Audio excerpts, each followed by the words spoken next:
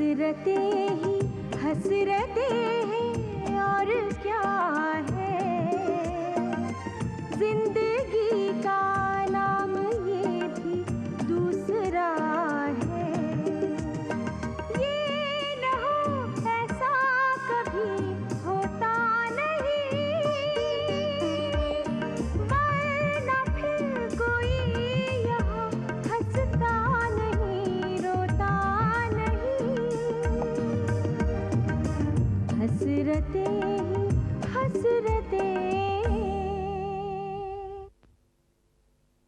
Saavi, your success. वाह। अरे बस करो मुझे। अरे पियो ना, आज मौका है भाई।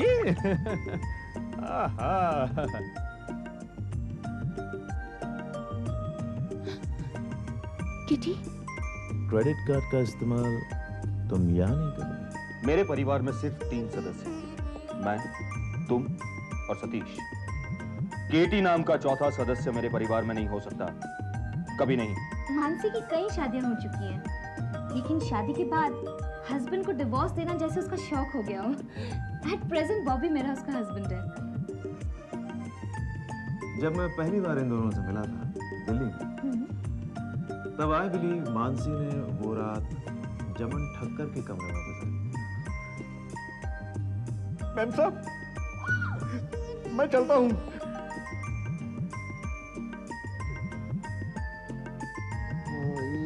ये कोट तो जाना पहचान लगता है।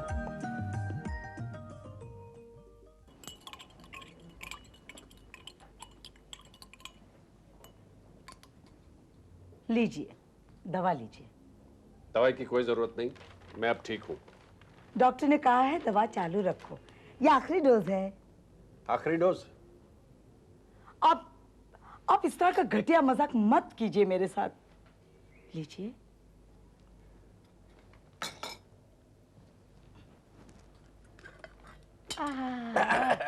अच्छी है, अच्छी है। बस बस बस बस बस। जरा अपने वकील को बुला लो।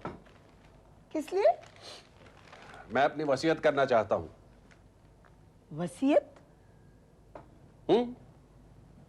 सारी जायदाद तुम्हारे नाम पर कर देना चाहता हूँ। जायदाद? क्या क्या जायदाद है हमारी? क्यों? गांव में 4 एकड़ जमीन है जो बंजर है, और गांव का मकान जो 4 भाइयों में बट चुका है, और ये मकान जिस पर आपने कंपनी से लोन लिया है।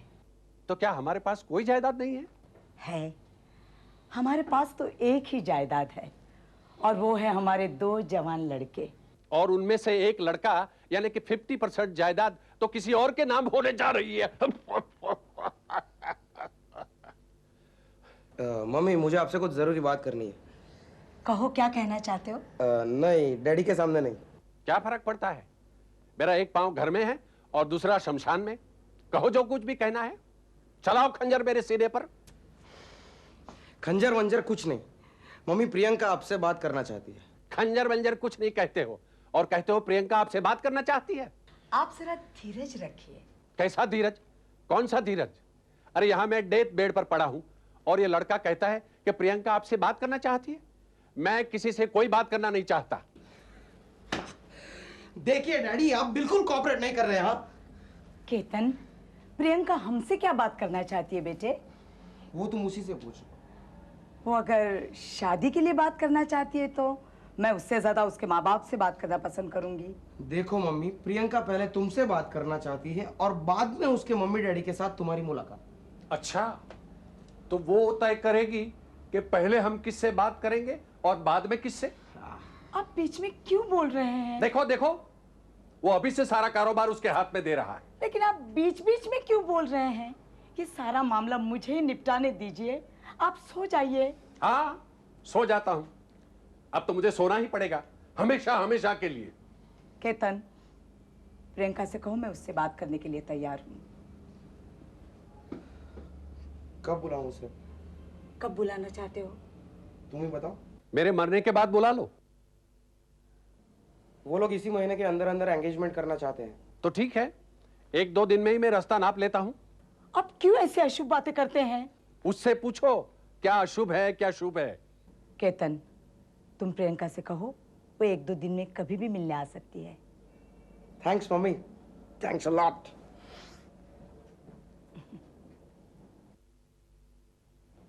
सब ठीक हो जाएगा, सब ठीक हो जाएगा। क्या खाक ठीक हो जाएगा? वो लड़की बड़ी चालाक है। वो 2 मिनट में तुम्हें कन्विंस कर देगी कि उसके जैसी बहू दुनिया में तुम्हें कहीं नहीं मिलेगी। सच कहूं, अगर वो नॉर्मल होती तो वाकई उसके जैसी बहू कहीं न मिलती। देखा, अभी से तुम उसकी फेवर करने लग गई हो और मैं जानता हूं तुम जरूर उसे एक्सेप्ट करोगी। नहीं करूंगी, बहुत सोचूंगी। कोई भी फैसला करने से पहले 10 लोगों को पूछूंगी। शांताबेन, अगर मेरी सलाह मानिए तो केतन से साफ कह दीजिए कि ये शादी नहीं हो सकती। और अगर उसने हमारी मर्जी के खिलाफ शादी कर ली तो? शांताबेन, जो आदमी हमारी मर्जी के खिलाफ जाए वो हमारा कभी नहीं हो सकता। उसे भूल जाना चाहिए। ये कैसे हो सकता है सावी? एक माँ अपने बच्चे को कैसे भूल सकती है? क्यों नहीं भूल सकती शांताबेन, क्यों नहीं? जिसको आपने 9 महीने अपनी कोख में रखा, पढ़ा लिखा कर इतना बड़ा किया, अच्छे कपड़े दिए, अच्छा खिलाया पिलाया, अच्छी सोसाइटी दी, उसे इतना काबिल बनाया कि एक डॉक्टर लड़की उससे शादी करने को तैयार हो जाती है, और फिर वो लड़का अपने माँ बाप को भूल जाने को तैयार होता है तो माँ बाप उसे क्यों याद रखें, क्यों उसकी फिक्र करें? सावी, तुम शांताबेन को गलत सलाह दे रही हो। तो शामू, तुम ही बताओ ना, शांताबेन को क्या करना चाहिए? शांताबेन, आपको अपने बेटे को इजाजत देनी चाहिए उस लड़की से शादी करने की। ये तुम क्या कह रहे हो शामू? तुम जानते हो कि वो लड़की दिल की मरीज है। उससे शादी करने से ना तो केतन सुखी रह पाएगा और ना उसके माँ बाप। केतन की सुख की चिंता केतन करेगा। उसके माँ बाप को उसकी सुख की चिंता करने की कोई जरूरत नहीं है। ये आप क्या कह रहे हैं प्रोफेसर? बच्चों के सुख की चिंता माँ बाप नहीं करेंगे तो और कौन करेगा? माँ बाप का सुख उसके बच्चों के सुख में ही होता है। अगर केतन को लगता है कि वो उस लड़की से शादी करके सुखी हो जाएगा तो आपको बीच में नहीं आना चाहिए, उल्टा उसे आशीर्वाद देना चाहिए, अपनी पूरी ताकत लगा देनी चाहिए उसके पीछे। तुम्हारा मतलब है कि शांताबेन को बुढ़ापे में अपनी बहू की नर्स बनकर रहना चाहिए? तो क्या होगा? सभी फर्ज करो कि मैं बीमार हो जाता हूं तो क्या तुम मेरी नर्स नहीं बनोगे? शामू, शादी के बाद सभी एक दूसरे के लिए सैक्रिफाइस करते हैं, क्योंकि शादी के बाद और कोई चॉइस नहीं रहता। लेकिन शादी से पहले आदमी को सोच समझ कर फैसला करना चाहिए। इसका मतलब शादी से पहले अगर तुम्हें पता होता कि मैं दिल का मरीज हूं तो क्या तुम मुझसे शादी नहीं करती? तुम करते? सभी तुम ये भूल रही हो कि मैंने तुम्हें सिर्फ एक बार देखा था। जब मैंने तुम्हारे फूफा जी के पास आकर तुम्हें प्रपोज किया था तब मैंने एक लफ्ज भी नहीं पूछा था कि क्या तुम दिल की मरीज हो या तुम्हारे जीवन में कोई हादसा हुआ था। पूछा था? कुछ नहीं पूछा था मैंने। शादी करने का तुम्हारा यह तरीका बहुत गलत था शामू। सभी शामू, तुम्हें भले ही बुरा लगे, लेकिन शादी ब्याह के मामले में आदमी को चाहिए कि वो अपने होने वाले पार्टनर के बारे में पूरी तरह से जानकारी रखे। क्या तुम्हारी ये थियरी लव मैरिज में भी अप्लाई करती है? Love marriage? लव मैरिज नाम की इस दुनिया में कोई चीज है ही नहीं शामू। आदमी शादी करता है तो सिर्फ इसलिए कि वो अपनी जिंदगी सुख से बिता सके, और प्यार भी इसीलिए करता है ताकि वो दुनिया के सामने किसी की तरफ इशारा करके कह सके कि इस पर मेरा हक है, सिर्फ मेरा।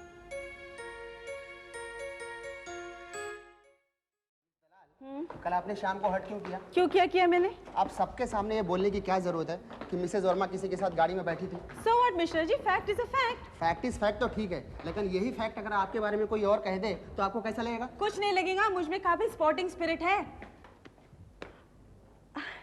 ओह माय माय, आज लोकल ट्रेन में इतनी भीड़ थी कि पूछो मत। अगर मिसेस वर्मा मेरे कंपार्टमेंट में नहीं होती ना तो आज तो मेरा टाइम पास ही नहीं होता। सावी आपके साथ ट्रेन में थी? हाँ, हम दोनों एक ही कंपार्टमेंट में थे। तब तो बेचारी बोर हो गई होगी। जी नहीं, वो मुझसे काफी दूरी पर थी। ओह, तब तो उसका भी अच्छा टाइम पास हुआ होगा।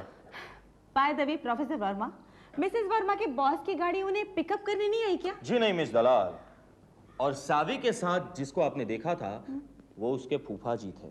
ओह आई एम सो सॉरी, मेरी नजरों को धोखा हो गया। हाँ होता है मिस दलाल। वैसे आपकी नजरें कई मामलों में धोखा खा गई है। आप कहना क्या चाहते हैं? नहीं, मैं कुछ नहीं कहना चाहता, लेकिन आप में काफी स्पोर्टिंग स्पिरिट है तो कही डालता हूँ। ओह गो अहेड, आप मेरी स्पोर्टिंग स्पिरिट चेक कर सकते हैं। वैसे आज कॉलेज आते वक्त मेरा भी काफी अच्छा टाइम पास हुआ। हाँ? वो कैसे श्याम? मैंने देखा बिट्टू खन्ना एक लड़की को अपनी मोटरसाइकिल पर लिफ्ट दे रहा था। व्हाट अ पीजे। आप हंस क्यों रही हैं? वो मैं ही थी भाई। नहीं मिस दलाल, वो आप हो ही नहीं सकती, क्योंकि वो लड़की काफी जवान थी और आपसे कहीं ज्यादा खूबसूरत। शायद आपकी नजरों को कुछ धोखा हो गया होगा। हाय। बिट्टू!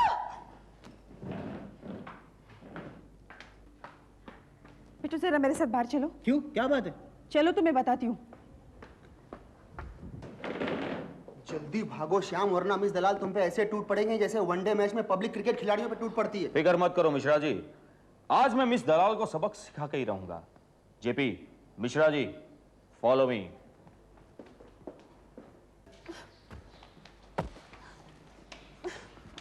यार यकीन मानो मेरा यार, मैं वहां पे अकेला था, मेरे साथ कोई लड़की नहीं थी वहां पे यार। तुम झूठ बोलते हो, तुम्हारे साथ जरूर कोई लड़की थी।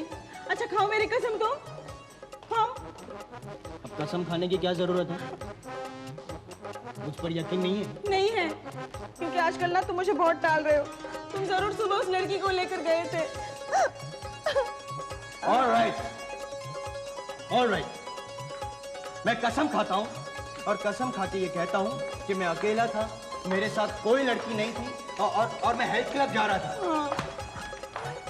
हाय Pittu, thanks for the ride, bye.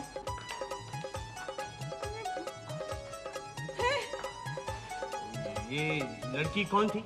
मुझे क्या मालूम? कौन सी राइड के बारे में बात कर रही थी? अच्छा, बाइक तो तुम्हारे पास है। हाय बिट्टू, तुम्हारी बाइक एकदम फर्स्ट क्लास है, कल मैं उसी स्टॉप पर हूँ, बाय। ये कौन छुटकी थी?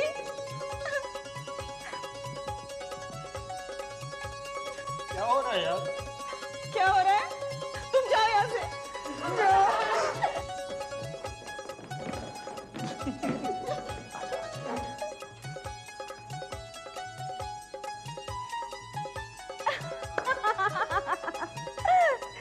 मैंने कहा था ना, प्रोफेसर वर्मा, बिट्टू खन्ना के साथ जो लड़की थी ना, वो उसकी बहन थी।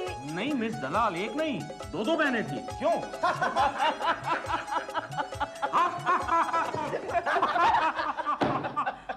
सारे ग पद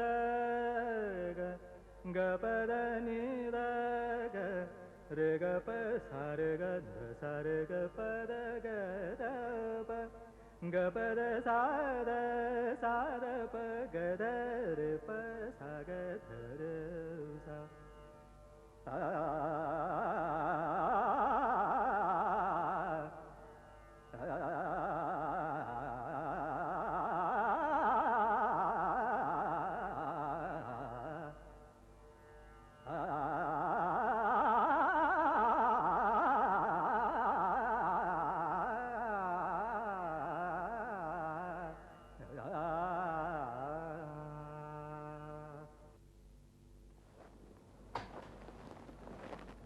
सावी,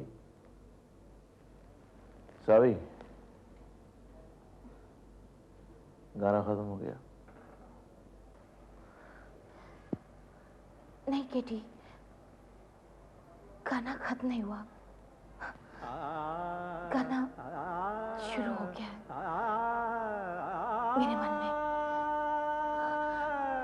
केटी,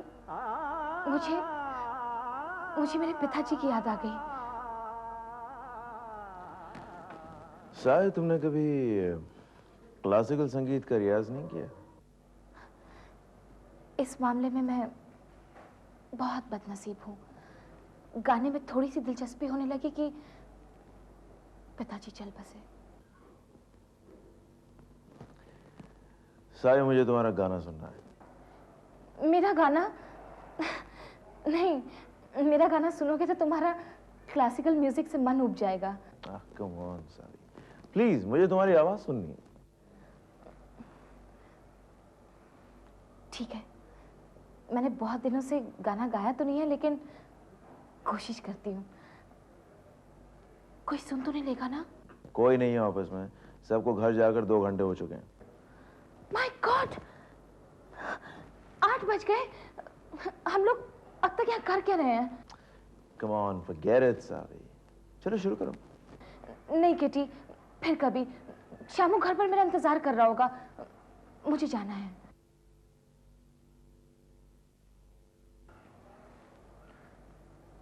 नाराज हो गए? तुम पे नाराज होने का मुझे क्या हक है?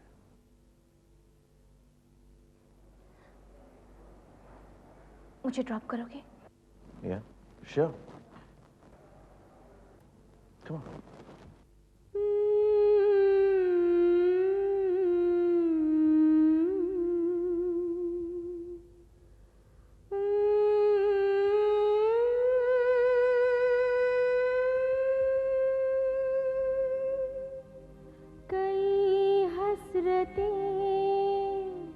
इस दिल में थी, कई हसरतें इस दिल में हैं।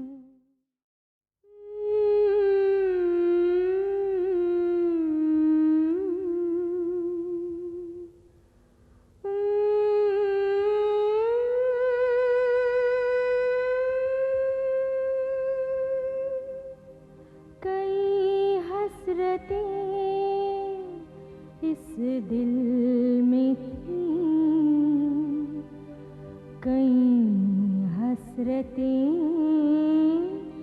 इस दिल में हैं।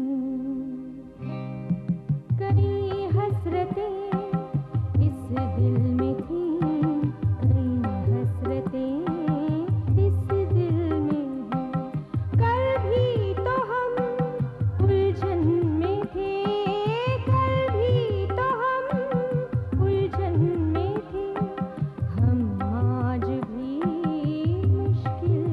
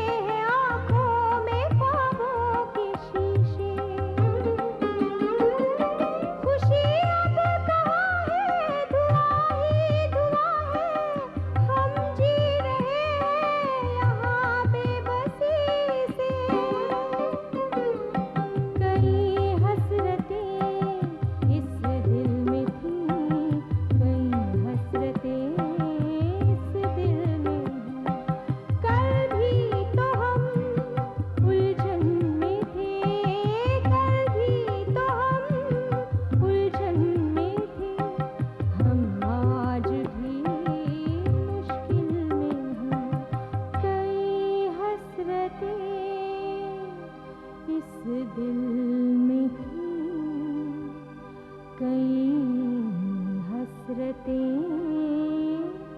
इस दिल में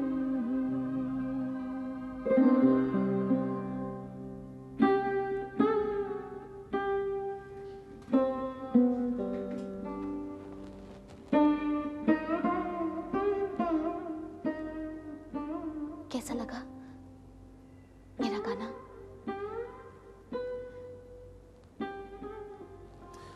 सभी no kitty, don't touch me. तुम मुझे छुओगे तो मैं तुम्हारे साथ नहीं जाऊंगी। I'm sorry सावी, अच्छा ऐसा करते हैं, घर जाने से पहले किसी होटल में जाके कुछ खा लेते हैं। नहीं, शामू वैसे ही मुझ पर शक कर रहा है। शक? मैं तुम्हें बताना नहीं चाहती थी, लेकिन कल तुम उस होटल में क्या है कि उसने तुम मेरे साथ जंग की छेड़ दी। पागल? वो समझता है कि तुम्हारा वहां आना पहले से तय था। नहीं, बिल्कुल पहले से तय नहीं था। मुझे नहीं मालूम था कि तुम लोग वहां पे होने वाले हो। इनफैक्ट मैं तो अपने क्लाइंट को लेकर किसी दूसरे होटल में जा रहा था। पता नहीं मेरे दिमाग में क्या आया कि मैं भी वहीं आ गया और देखता हूं कि तुम लोग भी वहीं हो। किटी, सच बताओ, क्या वो वाकई इत्तेफाक था? वो इत्तेफाक था भी और नहीं भी। मैं कुछ समझी नहीं। साहब, ये मेरी एक थियरी है या ऑब्जर्वेशन कह लो, लेकिन जब भी दो इंसानों के सुर मिलते हैं तब कोई अनजान शक्ति उन्हें साथ लाने की कोशिश करती है।